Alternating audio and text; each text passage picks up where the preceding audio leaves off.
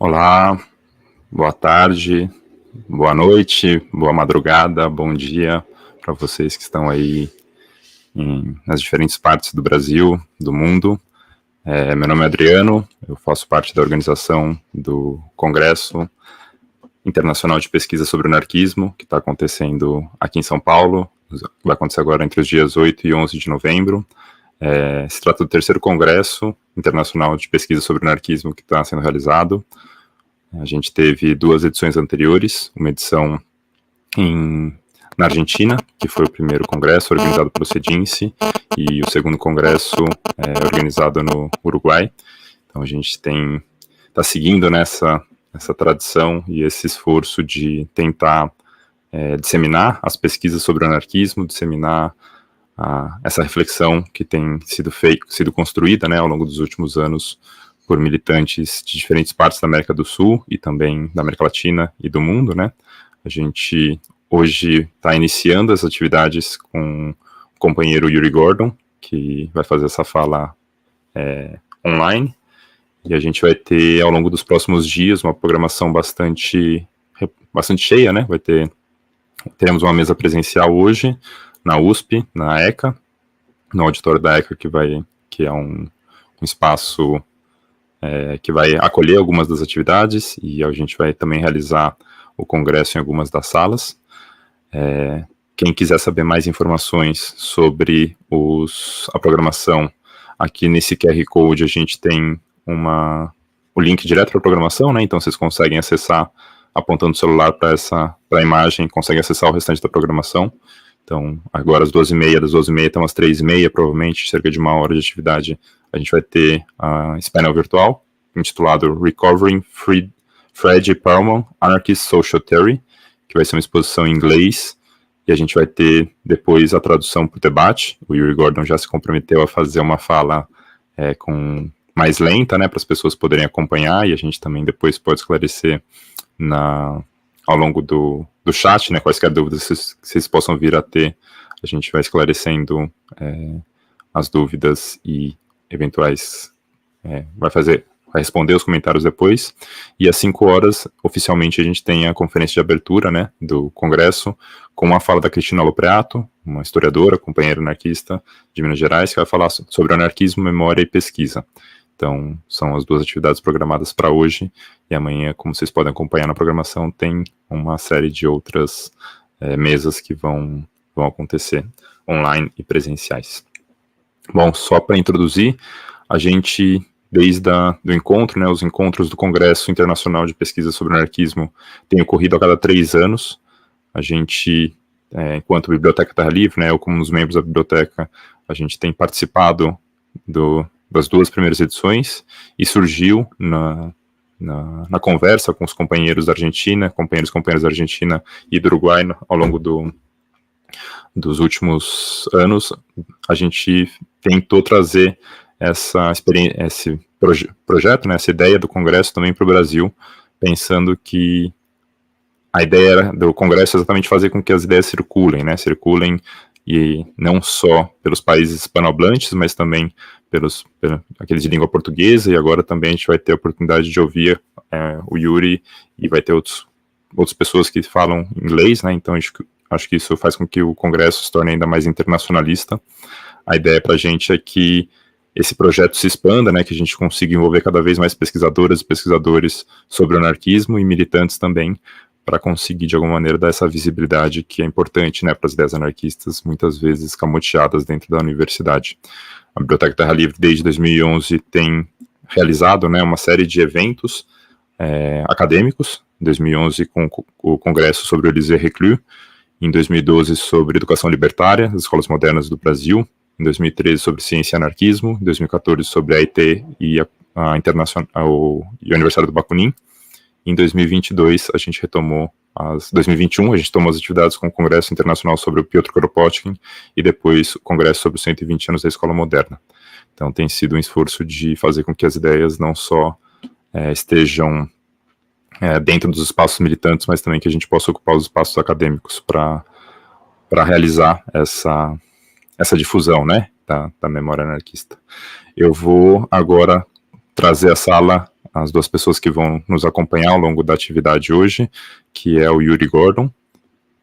Hi, Uri. How are you? Hi, everyone. I'm very well. Thanks for having me.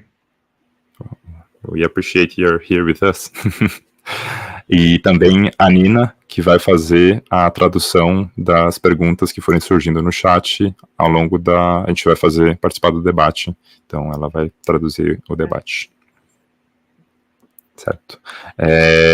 Então acho que, Yuri, your speech, your turn. Okay, so I will share the screen.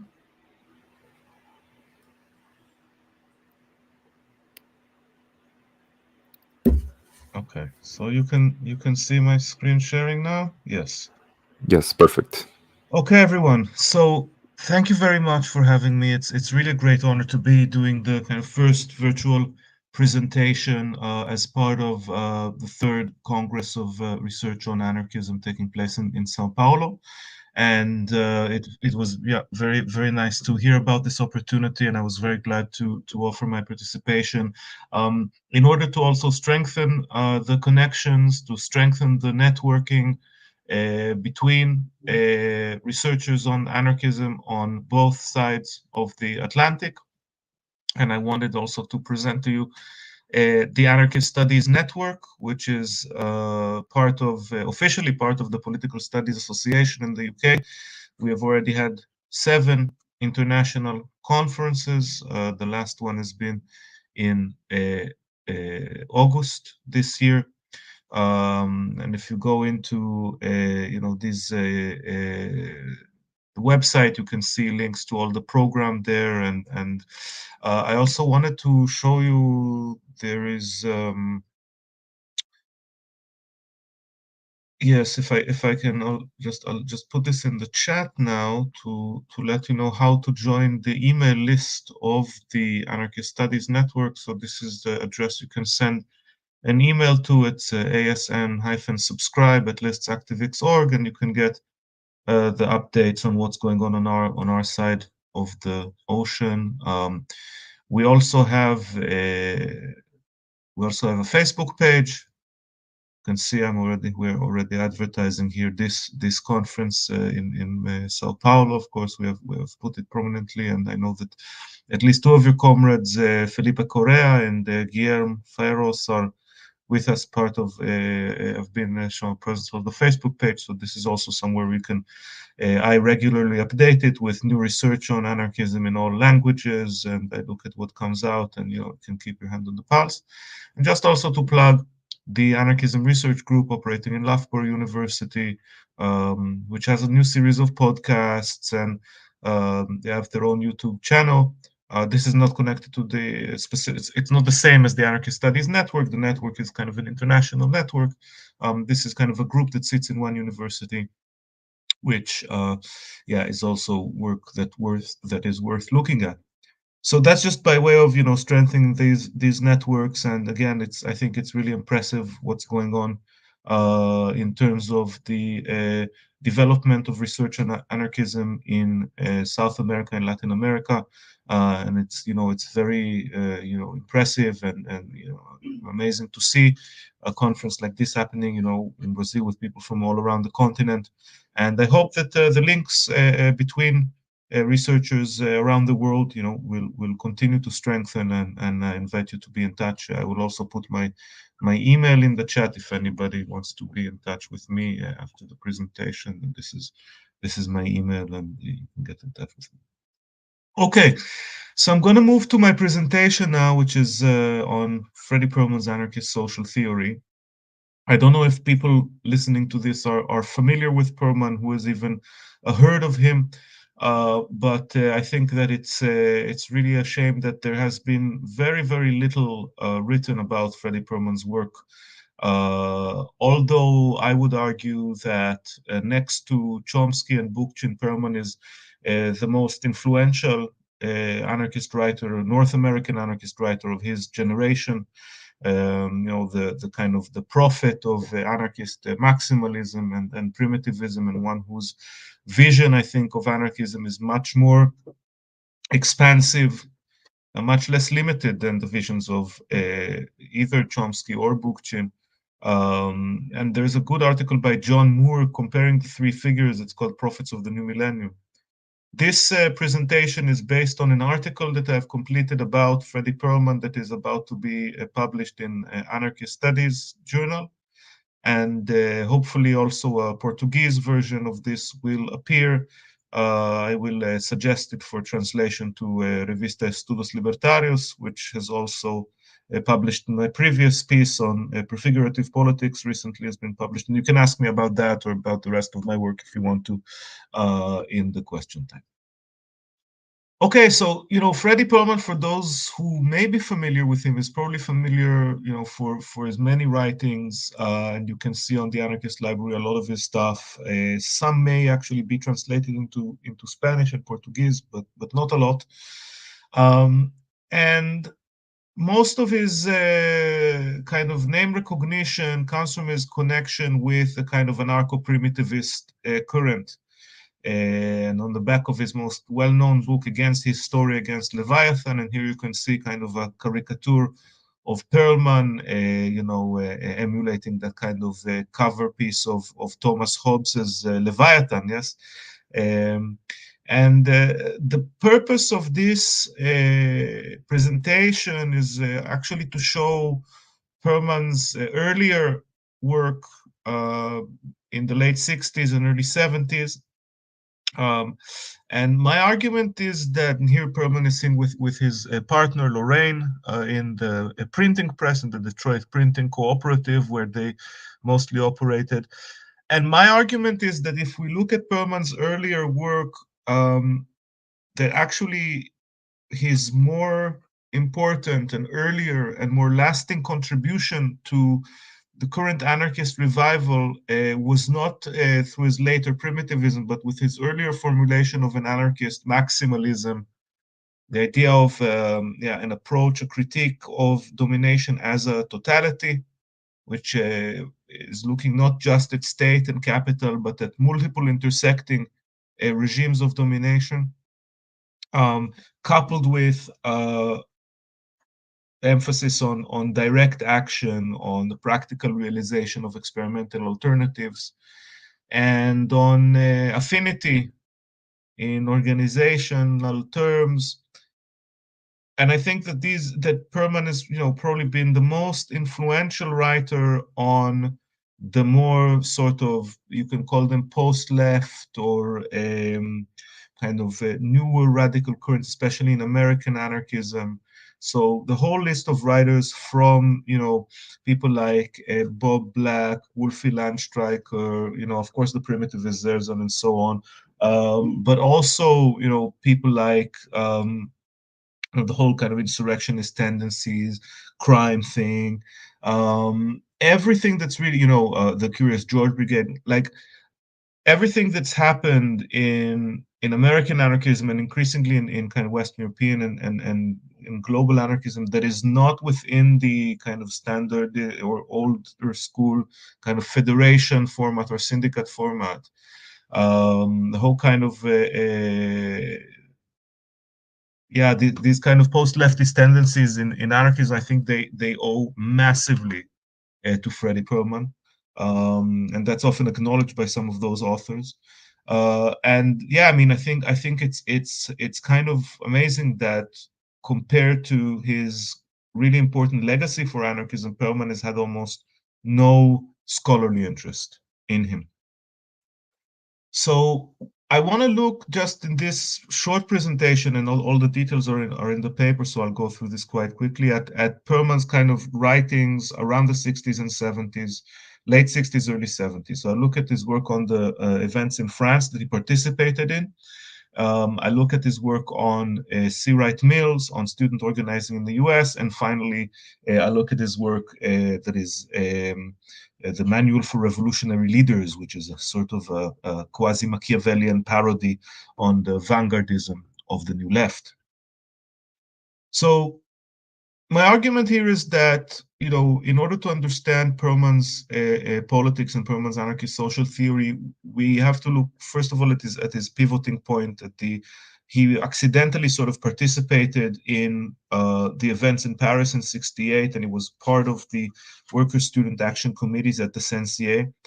And he wrote the first kind of extended account and critique of these actions along with Roger Gregoire. This was published in 1969. This is actually the first sustained discussion in any language, also, of the events in Paris in '68. And some of it was stuff that Perlman was writing as the events were happening, and some of it, the kind of analysis and critique, were completed later. And I want to take us to one moment there, in which Perlman kind of discusses the limitations of what happens. So his argument is that what happens in the Sensier has a kind of exemplary nature because it stands as a practical counteraction of alienation. That the students transform this place from a kind of hierarchized knowledge institution once they occupy the universities, from a hierarchized knowledge institution with particular codes and particular social capitals, they transform this into a place of collective reflection, of action, of self-management, where the kind of distinctions between workers and students are also erased. But the problem, says Perlman, is that this kind of process of political disalienation is not really taken outside of the universities. Because the student organized, they took this attitude of, okay, the workers have to decide what they do. And once they go to the workers and told them, like, you should take over your factories, then they're already sort of showing that they don't understand what they're doing in the universities, Because if in the universities they are kind of dissolving their social categories, dissolving their supposed role, entry into the division of labor, rejecting the sort of the careers in the bureaucracy, rejecting their identities as students. By going to the workers and asking the workers to take over their factories, they're kind of reproducing still the division of labor. They're accepting the thing that they're rejecting in the Sensier. And this idea, I think, is crucial because what we see is that what I'm trying to express through this is that Perlman, I want to show how Perlman sort of starts from this critique of alienation and expands it into a wider social theory.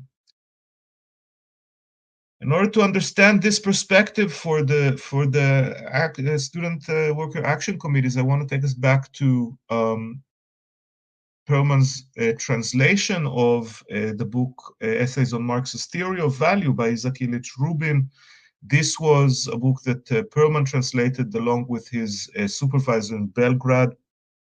And the argument is that, Rubin was a researcher in the Marx Engels Institute until he was arrested. He died in prison because his theory, he emphasized the importance of the theory of commodity fetishism for Marx, and that this was the cornerstone of Marx's theory of value. And this was, of course, very much against the current of Stalinist economism and so on. And Perlman was really influenced by this critique of fetishism. And it's also a critique that is similar to what we can see in Lefebvre in the Situationists. The idea of fetishism as the sort of inverted domination of social forms, of social abstractions over the people who reproduce them in their everyday behavior. So commodities and money, typically, right, seen as kind of a fetish, as a mediative element through which people actually do interact. So it's not that alienation is just some kind of false consciousness or an illusion. It's that people's social interactions actually are mediated through things. Okay, and that through their daily actions, through reproducing this mediation, human beings reproduce capitalism through their practical activity. And therefore, Perlman's conclusion, along with Lefebvre and others, is that the departure from alienation is also a practical break. There's not a question of clearing your consciousness or having some kind of, correct consciousness. It's something that happens through action. It's something that happens through organizing in different forms of social interaction that are unmediated. Hence, self-organization, direct action, a, rejection of the politics of representation of both communist vanguards and mainstream unions, and kind of, so this is kind of showing the heterodox Marxian background that Perlman comes from. But my argument is that through his work in Paris, and through reading anarchist texts, he increasingly changes to a anarchist vocabulary, and increasingly expands his social critique in a way that is no longer sort of anchored in the primacy of productive relations within Marx.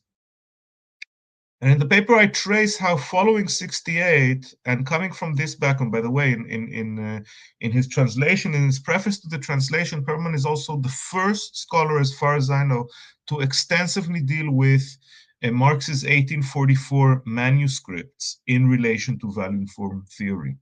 Was this something that Rubin did not quote, and he kind of fills in that gap? So that's all in the paper. So the next piece I look at is this series of black and red pamphlets. The kind of black and red was the name of the imprint that Perlman created on coming back from Paris, and through which all of his work was later published. And in the years, in kind of through the 70s, we see Perlman's work becoming much more diverse in terms of its format of expression. So kind of parodic text, graphic collage, all these kind of alternative formats become more and more important in his work, less than sort of dry intellectual commentary. But it is from behind these kind of very, very different styles of work that I think we can recover his kind of new synthesis of an anarchist social theory. And this is a case in point. We're talking about, this kind of A5 collage comic, where you can see the kind of, just to show you the use of different kind of, speech bubbles coming from, kinds of Renaissance figures and various, and this is basically what the whole thing looked like. And here, this is a very interesting kind of parodic comic collage.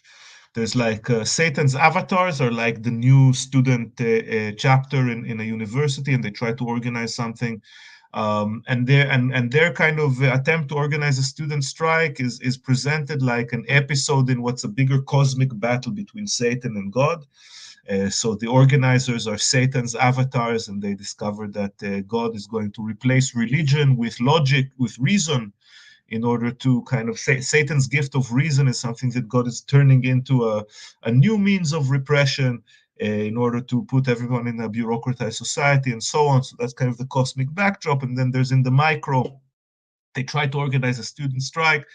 And in the end, kind of the meeting they call is, it kind of draws a circus of liberals and Leninists and hippies. They kind of want to do something, but they reject all of the organizers' kind of suggestions for practical action. In the end, they kind of end up walking through the administration building, shouting strike, strike, and nothing really happens. And in addition to being sort of an ironic commentary on student organizing in the 60s, which is extremely entertaining to read and funny, what you find here is also, like, between the lines, what I think are some serious kind of attempts to reconstruct his social thinking, his analysis. So, for example, in one of these panels, kind of God, who is Superman and Clark Kent, you see here, presents kind of this gross version of the Ten Commandments, where kind of ironic re-renderings of the Ten Commandments in terms of, various oppressive social institutions are provided. And here again, the headings are religion, the state, private property, and the family. under which the kind of grotesque restatements of the commandments are grouped.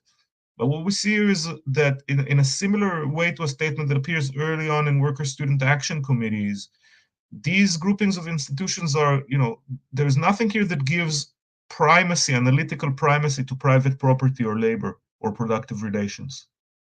Instead, I think that Perlman is coming closer to sort of anarchist accounts of class and power concentration, which I think we can call maybe oligarchic accounts. So, for example, if you remember from Malatesta, he talks about the owning class, but he talks about the class of bureaucracy and government as an independent, separate social class or elite class. The same with the priesthood, and they are not. And so, on this view, the state is not some auxiliary to class relations, but an independent and analytically on par sort of realm for the alienation of power. Look at that in a bit more detail in a minute. So this is kind of, the diversification of Perlman's style and the diversification of his analysis, and we see more of that in his last sort of work of intellectual commentary, which is called The Incoherence of the Intellectual, and this is a critique of C. Wright Mills and his positivist sociology, which persists despite his sort of radical pretensions. On the way, Perlman deals with these other two figures shown here, Max Weber and Thorstein Veblen, the first very famous, the second an American economist, which Mills actually described as truly an anarchist in his heart and close to the Wobblies and so on. And again, this is a very richly illustrated work. You can see here how, Weber again here at the bottom, and he discusses kind of the way in which Mills's work is in a tension between, on the one hand, his aspirations to change society or to say something about the kind of limitations of American society. On the one hand, the other hand, he's kind of continuing to build a sociologist's career by publishing positivist sociology that obfuscates the kind of social problems that he writes about elsewhere. But I think what's interesting about these books from our perspective is also they show Perlman engaging with both Weber and Veblen's sociologies of class, which are non-Marxian sociologies of class, and which again talk about intellectual elites, military and bureaucratic elites, religious or intellectual elites as as sort of first order concentrations of power that are not just to be read off a core dynamic of owners and workers. Okay, so there is here actually an analytical departure from orthodox Marxism that is beyond what we found with people like Lefebvre or the situationists. And Perlman is doing this between the lines. It's not something that is, very explicit or that he stops to analyze very carefully, but it's there, is my argument. And again, part of this presentation is just to really just expose you to the richness of Perlman's work and how many interesting things he does and all the crazy graphics that he does, and to encourage people to read more of his work and so on. And the details of my argument for me are less important, just making people aware of Perlman and how important he is and his important legacy. So the last work I'll deal with here is this book, The Manual for Revolutionary Leaders. For those familiar with Against History, Against Leviathan, then the cover will also be quite, something that will remind you of this. And again, a book that's full of illustrations, collages. Kind of the first part contains these kind of 2-page collage comics that combine these ancient and modern imagery. You can see here like a tank riding on the ramparts of Bruegel's Eiffel Tower. You've got these kind of genealogies or family trees of dictators. This is all his own work. This is before Xerox machines. This is like double overlaying. It's like amazing work on a regular printing press done in the 70s. And this is a very interesting book because what it does is it pretends to be a guide to revolutionary vanguardism. And in fact, the chapter 2 of this book is comprised mostly of quotes from other people. Mainly, there's like sources from New Left, kind of more vanguardist and Leninist articles in various American New Left publications from the late 60s, early 70s, which are interlaced with quotes from like the Iron Law of Oligarchy of Michels, the German Ideology of Marx and Engels, and Mein Kampf of Hitler. And he mixes these, and only in the second edition was there an attribution. In the first, it was like this collage of texts that like was plagiarized, right? But pretends to be like this kind of authoritarian manifesto. And what's interesting is to see once you go into it, is that it's the authoritarian kind of conclusions are actually this grotesque inversion of Perlman's genuine social theory. So Veli, he writes it under the pseudonym Michael Veli, like Machiavelli. Yeah? So Veli is sort of someone who understands this critique of alienation, but wants to mobilize it in a totalitarian direction. So the role of the vanguard party is to interrupt the disalienating activities, the grassroots, spontaneous anarchistic activities, and to actually draw to itself, to become a kind of state in waiting, and to draw the alienated power of party militants into itself. But again, what's interesting for me is that through this, Perlman also engages in this discussion where he presents what I think is a genuine intellectual foundation that he then kind of grotesquely inverts. And it's basically, what's the point about this is that he's talking about two forms of power that are alienated into fetishized powers, capital and the state. And again, it's very clear that Perlman is putting the state and authority on par with capital and commodity in terms of their analytical level. Okay, and I think this is where he's kind of definitely already kind of identifying his theory squarely within anarchism. I have a discussion here, and I'll end here because I don't want to talk too long. I also have a discussion that I think actually Perlman is not analytically exact in how he does this, because I think that, what is distinctive about the state is not that it alienates community power, but it alienates destructive power, with community power being sort of the end of the pole of alienation. But community power is the opposite of alienation, can govern both productive work and all other organizational aspects of society. But that's less important right now. Again, the main point was just to present Perlman. This is his later work. There's a novel called Letters of Insurgents. There is Against History, Against Leviathan. The first part of this novel, The Straight. His wife, Lorraine, is now preparing the second part of The Straight for publication. And there's just so much to be interested in Perlman's writing. There is so much richness. There is so much to write also about his visual style, his graphics, about his growing kind of feminism, about his later kind of encounter with the indigenous past of the Great Lakes and with ecofeminism and the way that informed his primitivist stances later on. So I hope that, people who have not encountered Perlman before will go and read some of his work and maybe appreciate his importance for American anarchism especially, and for anarchism around the world in the last decades.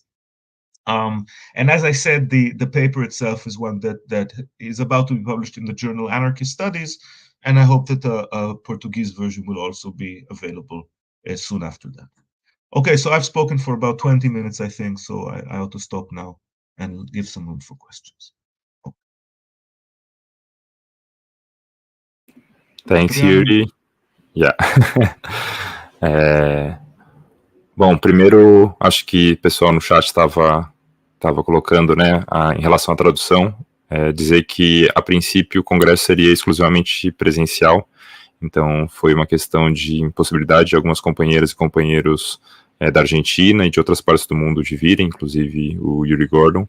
Então, fazer esse processo de tradução, a gente foi tentando dar o jeito possível para pensar como que seria a forma mais viável, né, para conseguir não sobrecarregar ninguém de última hora. Então a Nina se comprometeu, se colocou para poder ajudar a gente nessa parte das traduções também agora do debate, para os companheiros e companheiras que estão acompanhando no YouTube e no Facebook. A gente está com transmissão nos dois lugares. Acho que tiveram algumas pessoas que passaram um pouquinho, né, da fala do Uri Gordon, mas eu acho que só é isso, né, ele está apresentando um autor estadunidense que a gente conhece pouco aqui no Brasil, o Fredy Perlman, que até onde eu saiba não tem nada traduzido, e um contemporâneo do Noam Chomsky e do Murray Bookchin, dois autores estadunidenses também que a gente tem mais contato, e ele apresentou um pouco, acho que pelas imagens deu para acompanhar um pouco o contexto que ele estava inserido e também o debate que ele estava fazendo, né? Teve uma fala de Janus Biro apresentando essa coisa de ele ser um fanzineiro, né? Uma estética também que eu acho que se aproxima com aquela que a gente tem visto dentro do movimento anarquista a partir dos anos 80, principalmente, né? Então, acho que dialoga um pouco nesse sentido. Uri was just giving a highlight about your speech. Então, acho que agora a gente pode abrir para as perguntas. Nina, se você puder também traduzir para o Uri as perguntas, e aí a gente abre essa conversa. As pessoas que também quiserem, a partir daí, colocar no chat as perguntas, vocês fiquem à vontade. Okay, so the first question that appeared on the chat was from Danilo, and he's asking if Perlman's critiques of May of '68 have anything to do with Deleuze's critiques. Would you be able to? The truth is that I don't know enough about Deleuze's critiques to tell you. But I think, what I noticed is that Perlman is very close to Lefebvre in that sense, and the situationists.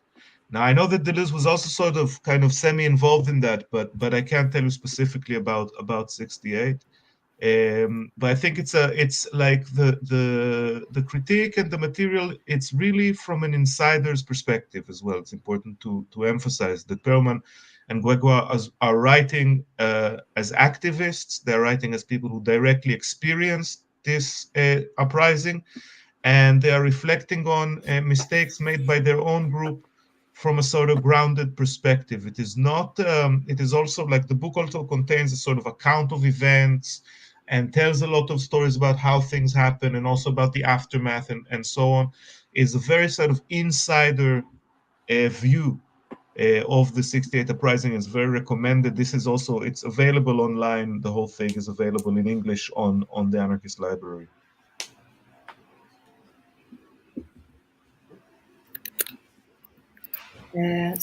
Acho que eu vou tentar traduzir um pouquinho, só para quem entender.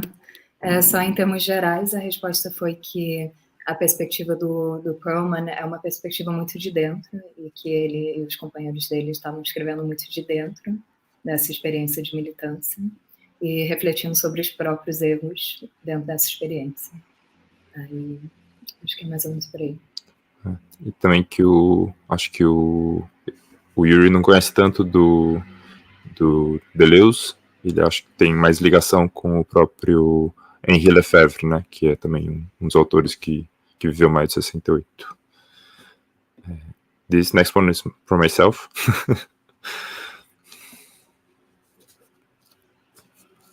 Okay, what's the relationship between Perlman and Bookchin? At one point, are they approximating each other, and when they differ?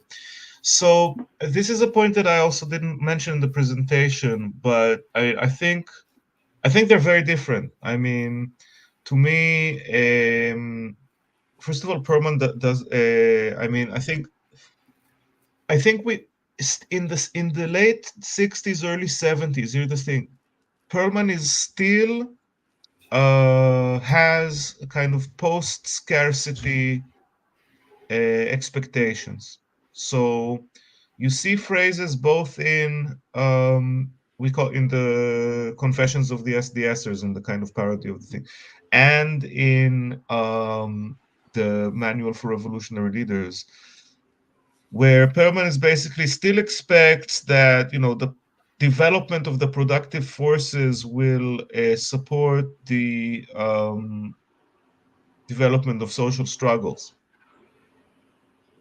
But increasingly in the 80s, and this is kind of beyond the scope of the paper, he turns towards ecofeminism, towards decolonial perspectives, towards a critique of technology, and towards a critique of sort of alienated structures or kind of formalizations within the anarchist movement. I think there is a difference in that Bookchin never let go of the Enlightenment. Bookchin never let go of the kind of the kind of Marxist humanism of that stops being characteristic of Perlman after a certain point. I mean, to me, you know, Bookchin also kind of left anarchism altogether later on with his municipalist agenda. But if you look at a book like Anarchy After Leftism by Bob Black, okay, or a book like Anarchy in the Age of Dinosaurs by the Curious George Brigade, or at Critiques of Bookchin by David Watson and other authors associated with primitivism, then you know all of these critiques are in large part inspired by Perlman's perspectives, which kind of Perlman wants to emphasize affinity and action more than sort of membership and propaganda when it comes to anarchist action. And he is much more I think Perlman ends up being much less of a sort of Enlightenment rationalist than Bookchin, which Bookchin never stopped being. I don't know if that really answers the question, but like that's kind of one of the main. And the other thing was that Bookchin had these airs and graces of an important professor and intellectual, and was really full of himself. And Perlman was an extremely humble and, you know, and behind the scenes person whose importance for the movement was nevertheless amazing. Just to clarify, did you say that it was Perlman who started out still having post-scarcity expectations? Yes, Perlman in the beginning does have that, and that's why, you know, that's one of the reasons why I think, you know, we shouldn't read his later primitivism into his earlier work, right? But yeah, Perlman starts out with kind of, he starts out on a similar page to Bookchin in the late 60s. But I think he diverges with them more and more. The more his critique becomes a generic critique of power, and the more he takes a sort of decolonial, indigenous, and ecofeminist perspective, a radical, deep green perspective, if you will, compared to Bookchin's ecohumanism. Ok. Então, em termos gerais, a resposta foi que no começo da carreira eu acho que os dois eram comparáveis, porque principalmente o Perlman no começo da carreira tinha ainda expectativas da pós-escassez, né, a ideia de que o desenvolvimento das forças produtivas daria algum apoio às lutas sociais.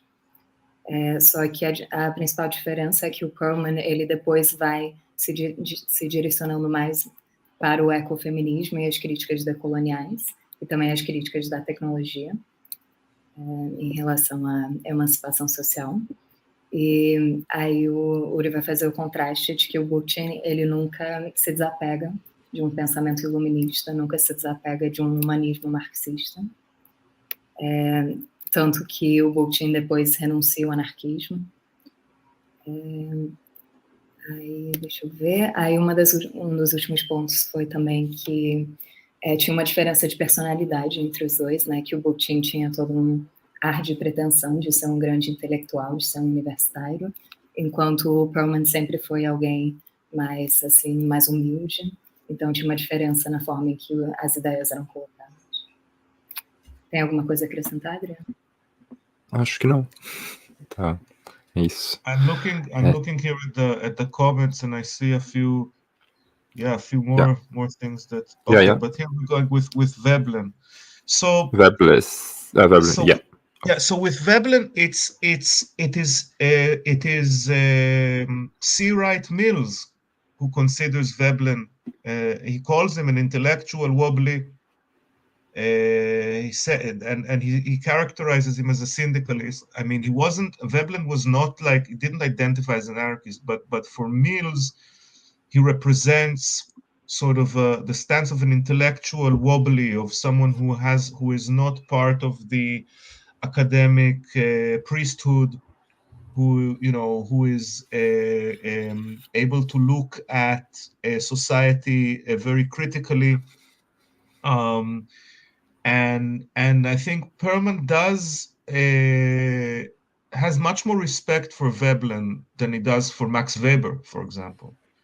And Veblen, I mean, I don't know if Veblen could really be described as an anarchist, but I think that he certainly has a critique of an institutional critique of power that can do a lot to inform anarchists.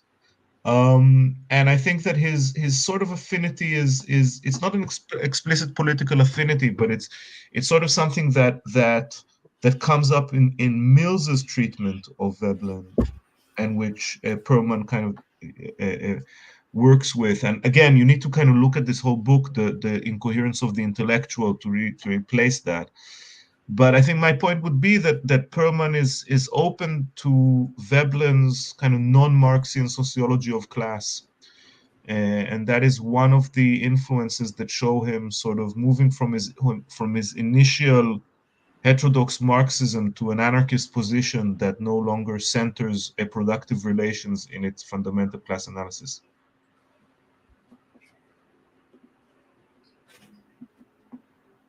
Então, para responder essa pergunta, Uri vai dizer que talvez o Veblen não possa ser descrito como um anarquista, de fato, mas que ele tinha, assim, uma crítica institucional do poder, e que, nesse sentido, o Perlman gostava muito, se aproximou um pouco dessa perspectiva, até porque apresentava uma sociologia de classes que não era estritamente marxista, que então ajudou a desenvolver uma visão mais ampla e, eventualmente, uma visão anarquista da forma em que as classes se dividiam. E aí ele disse para ver o livro A Incoerência do Intelectual para mais informações sobre essa discussão.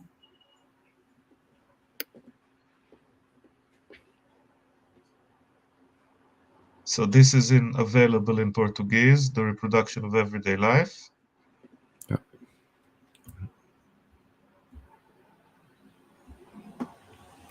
The relation or critics from these authors to postmodernism, structuralism. Not specific. So I don't like, Perlman is not really in the same neighborhood of Foucault or Deleuze or those kind of authors. I think he's someone who is still, I mean, I think Perlman until the end is sort of, I mean, I think Perlman starts from a sort of a materialism, and ends up in his late work, in his with Leviathan and so on, he moves on to sort of a quasi-Manichaean spiritual politics. I mean, I'm deliberately not dealing a lot with his primitivism in this paper, and like one of the comments were mentioning, he's really important for one of most important reference points for anti-civilization anarchism and primitivism. What I want to emphasize is Perlman's earlier sort of maximalist anarchist analysis that I think has a much more broad relevance and much broader influence on current anarchism than specifically the primitivist part. But there isn't much of a direct connection to post-structuralism as far as I know. Respondendo à pergunta anterior, até onde ele sabe, não tem nenhuma conexão muito direta com os pensadores do pós-modernismo e pós-estruturalismo, mas que, em geral, o trabalho dele de resgatar o Perlman é mais focado nesse primeiro momento do pensamento dele, que tem mais a ver com esse maximalismo anarquista que ele chamou mais cedo, mais do que o momento anarcoprimitivista que vem mais tarde na vida dele.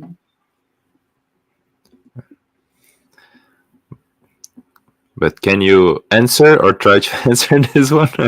What is the question? It's what Perlman talk about primitivism. So, I mean, Perlman doesn't use that term, of course, but I think I'm going to. By the way, I don't know how I can add a comment, but you can copy this into the private chat. This is a link to the article by John Moore in Social Anarchism that deals with. I just put that in the private chat. Maybe someone can copy it to the comments. Yes, that's it. Thank you, Biblioteca. So the primitivist thing is something that kind of develops in Perlman's thought in the 80s. There's a series of articles that he published in the Detroit paper Fifth Estate, the Progress in Nuclear Power, Anti-Semitism in the Beirut Pogrom, and others. And these were published like in the 80s, along with other authors like David Watson and others who kind of started developing a critique of the mega machine, a critique of technology. Perlman is in this period already starting to be influenced also by Jacques Camat, the author of The Wandering of Humanity, we translated. Perlman, by the way, was also put the first English translations of Arshinov's History of the Makhnovist Movement, of chapters from The Unknown Revolution by Volin. The first English translation of the Board Society of the Spectacle was an unauthorized translation that Guy Debord wanted them to retract and so on. Then, so this is already earlier. So in the 80s, kind of Perlman, and he writes a book, Against His Story Against Leviathan, which is kind of a retelling of Western history as the story of the destruction of hunter-gatherer lifestyles, first in the old world and then in the new world. And this is a book that was very influential and inspirational for later writers like, or contemporary writers like John Zerzan, John Moore, David Watson, who later kind of developed this kind of primitivist current. And primitivism itself has gone in all kinds of directions. I mean, it's mixed with insurrectionism in Mexico, like that some of the kind of attacks there happening with a primitivist sort of ideology in the background, and so on. So I mean, Perlman is extremely significant for this, but I'd say that he's even more significant in terms of his sort of generalization of kind of this the way in which today anarchism is able to see different regimes of domination and different social institutions as none of them having sort of analytical primacy. I mean, there is something here that's close to post-structuralism in that sense, right? That it's something that kind of doesn't have, let's say, the Marxian sort of emphasis on productive relations as a core dynamic that everything else is read off of, but that different kind of regimes of domination or different institutions, state, capital, family, intellectual, religious production, they have sort of equivalence. Like I said, it's kind of like an oligarchical account of social power. And I think it's this kind of maximalism, this kind of what we call kind of an anarchist intersectionalist analysis of power in its various manifestations that is even more significant than his primitivist contributions.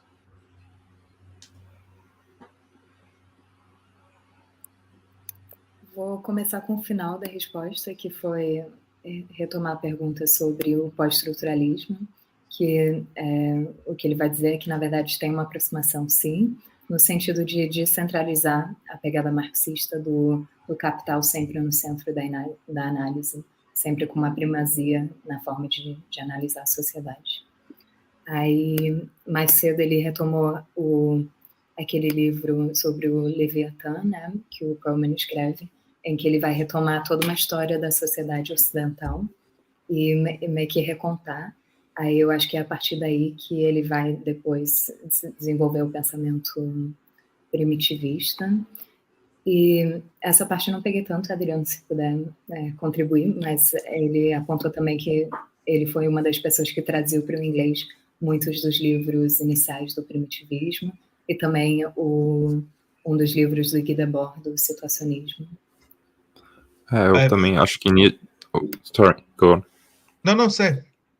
No, just... Okay. No, just to comment that I don't think Bookchin mentions Perlman in Social Anarchism versus Lifestyle Anarchism. I don't think he mentions Perlman. He mentions Zerzan, he mentions L. Susan Brown, he mentions Hakim Bey. I don't think he was, maybe he did mention him, but I doubt it. But I agree with the other comment wrote here that, like, yeah, Social Anarchism versus Lifestyle Anarchism is really one of the worst texts produced by a famous anarchist writer. Yeah, I mean, it's full of straw men but you know, Perlman is exactly what, you know, is like would have been sort of the heresiarch, yeah, the arch enemy for Bookchin in this perspective. Yeah, really does kind of stand for those kind of, all of those diverse and more interesting, in my opinion, tendencies in American anarchism that Bookchin was, like, you know, very kind of excluding and saying it's, you know, it's just stupid and mysticism and childhood and things like that. And I think Moore's text is very instructive in this respect, and there's a lot to agree with there. Again, Moore's discussion of Perlman is very brief. He writes like a couple of pages there, and there hasn't really been any in-depth kind of discussion of Perlman. So I try just to break some ground in that respect here. So I might also mention that you know, if people want to read the paper, then it is available as a draft. I'm just sharing this now so people can see it if they want to. I don't know if you can see this, but anyway, you can email me if you want a copy of the paper in English, and yeah, hopefully you'll be able to read it in Portuguese soon enough.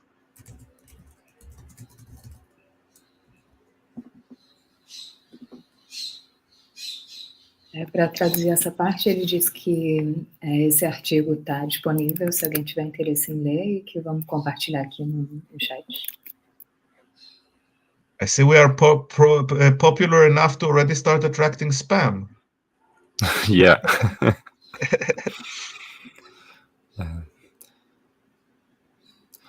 The last question, I guess, we have here is from Anti-Estado e Anti-Capital.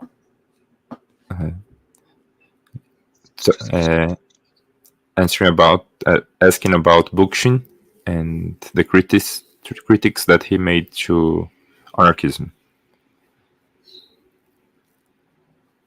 I mean, I don't really want to talk about Bookchin here in this session. I mean, I think Bookchin, look, Bookchin deserves credit for being an early commentator on environmental issues. Already back in like 69, 71, he wrote his first commentaries on environmental issues, and that was valuable. I think that his work in the ecology of freedom was sort of an attempt to write a very erudite tome on the level of Rockers' nationalism and culture, in which I think his perspective is quite Hegelian, and I think that and later on Bookchin sort of lets go of anarchism altogether and moves to this kind of municipalist, what Black called city-statism. So, you know, I think, and Bookchin has been influential, I think, you know, precisely because of his limited anarchism. Is kind of not so anarchist that he cannot be incorporated by sort of these quasi-state situations like Rojava. And I'm not against Rojava, okay? I'm just saying that, you know, that's not anarchy, but that's okay too, right? I mean, we have solidarity with all kinds of situations. That's just fine. But I think that kind of Perlman like in John Moore's words, I think Perlman's penetrating vision kind of reveals the limitedness of Bookchin's vision of anarchism. Bookchin's vision of anarchism still looks far too much like the regular world that we have in that sense. And I think if you look at a book like Anarchy After Leftism by Bob Black, which is a critique of Bookchin, you'll find a lot, specifically of his kind of social anarchism versus lifestyle anarchism. You'll find a lot there that's relevant. That's not to say that that it's that I'm not happy with that Bookchin has become influential or so on. But yeah, I mean, I think that Chomsky and Bookchin are more famous, but Perlman is a much more consistent anarchist and a much more radical thinker. Então, traduzindo, ele começou dizendo que não queria falar muito sobre o Bookchin, mas que, no geral, os primeiros trabalhos dele foram ser importantes, mas que, na verdade, ele pensa que a influência do Bookchin tem a ver com o fato do anarquismo dele ser limitado, tem a ver com ser uma interpretação do anarquismo que é mais palatável, e por isso que ficou também um pouco mais popular, por exemplo, em Rojava, que ele considera não ser exatamente um exemplo de um anarquismo, de uma anarquia, mas não por isso a gente deixaria de apoiar também. Aí ele volta para o Perlman dizendo que o trabalho do Perlman revela é, na verdade, a limitação da perspectiva do Bookchin. Então, como o Perlman vai muito mais longe que o Bookchin, ele faz esse contraste, né? E considera que o Perlman é muito mais relevante, muito mais interessante de ser analisado. E, por último, ele indicou um livro do Bob Black, que é o Anarquismo depois do esquerdismo, imagino. Não sei se tem tradução em português, mas que esse livro faz uma crítica... What is the English word? I'm not sure what the translation of Bob Black's book would be in Portuguese. Anarchism after leftism, like, yeah, I think there's no translation. It exists, but yeah, I'll try to look for it. Okay. Então, se alguém tiver interesse numa crítica mais detalhada do Bookchin, ele indicou esse livro do Bob Black. Yeah, this is also in the anarchist library.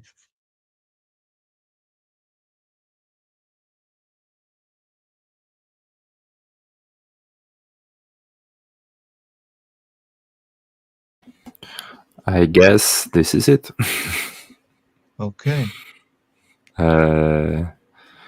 Bom, acho que, então, primeiro, agradecer a Nina por ter entrado com a gente aqui nesse momento para conseguir dar esse início, né, à conversa, agradecer a tradução, acho que foi um jeito que a gente encontrou para tentar facilitar o diálogo, agradecer ao Uri pela participação, pelo envio da proposta, pela vontade de estar junto com a gente, reforçar que o Uri ele trouxe no comecinho da fala, né, quem chegou depois, ele trouxe algumas referências, algumas menções dos projetos que ele participa, né, então acho que tem uma associação de anarquistas que estão pesquisando anarquismo em inglês, então tem lá no e-mail, no comecinho da conversa, também o grupo de Facebook de debate e o canal de um grupo de pesquisa sobre anarquismo que ele participa também na Inglaterra, no YouTube, que está disponível no comecinho do chat.